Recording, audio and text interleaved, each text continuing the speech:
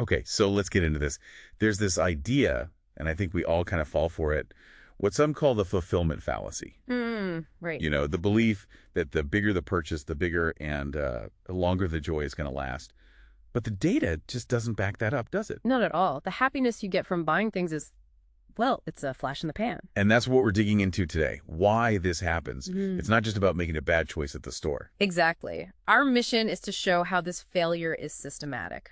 When we talk about happiness, we're really talking about what scientists call subjective well-being, or SWB. Which is what? Your overall satisfaction with life. That plus your day-to-day balance of positive and negative feelings. And we found what you could call a triple threat model. 3 big psychological barriers that stop material things from giving us that long-term SWB. Okay, so threat number 1. This is all about what happens inside our own heads.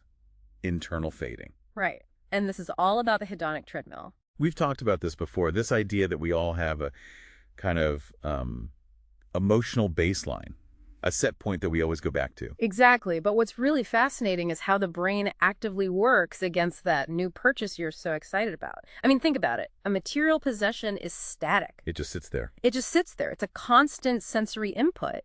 And your brain, being this incredible efficiency machine, it just learns to filter that out. It becomes background noise. It becomes background noise. The brain does it to save cognitive energy so that beautiful new car, it stops being novel really, really fast, and you just slide right back to your set point. It's called cognitive habituation. And that explains why the initial buzz only lasts a few weeks, maybe.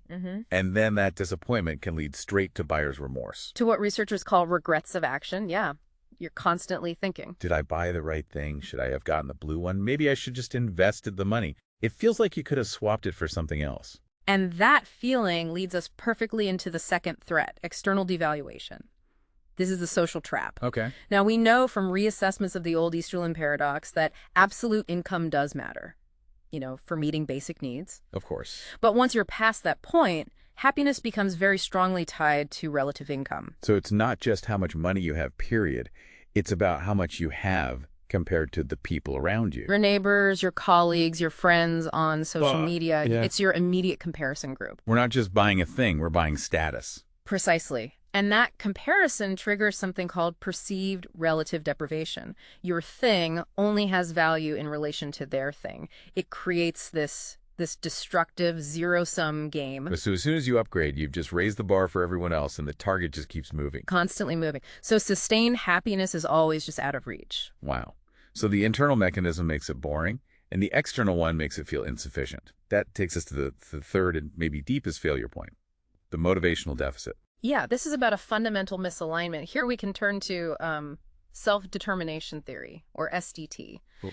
The theory's core idea is that real psychological health comes from fulfilling 3 innate needs: autonomy, competence, and relatedness. Feeling like you're in control, feeling like you're effective, and feeling connected to people. You got it. And material goals, things like status, image, wealth, those are what the theory calls extrinsic aspirations. They're a means to an end. An external end, crucially.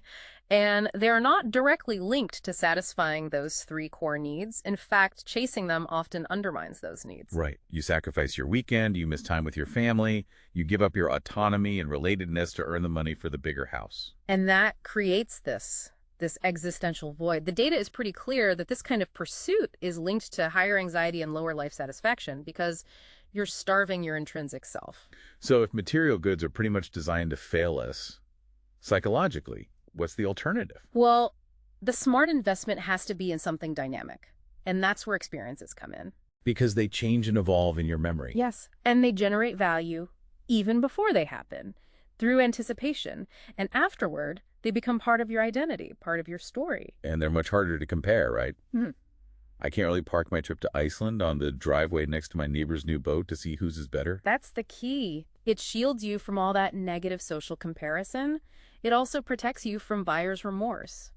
We're far more likely to regret the things we didn't do, the experiences we missed. But the big takeaway here seems to be that the fleeting happiness from stuff isn't a personal failure. It's a feature of how our brains and societies are wired. That's it, exactly. To find sustainable fulfillment, we have to shift our resources toward things that actually feed those core psychological needs. Which brings up a really fascinating sort of ancient idea. The eudaimonic path, the pursuit not of happiness, but of meaning and purpose. Right. Think about philosophies like Stoicism, where true well-being comes from cultivating internal virtues. Things like wisdom, courage, justice. So here's the thought to leave you with. If you focus your energy on cultivating your internal world, how could that fundamentally protect your sense of worth from the constantly changing temporary nature of the external world? Something to think about.